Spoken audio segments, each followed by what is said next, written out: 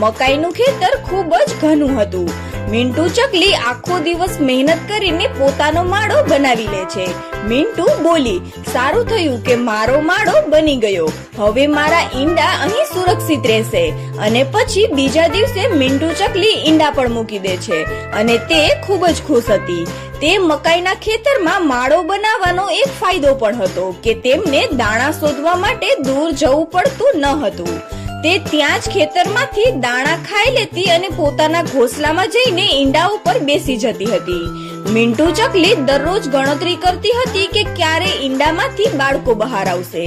અને પછી આખરે એ દિવસ પણ આવી જાય છે જ્યારે એક ઈંડું હલવા લાગે છે અને તેમાંથી એક બચ્ચું બહાર આવે છે.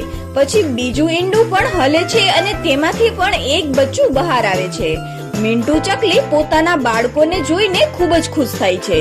તે તેમને દાણા ખવડાવવા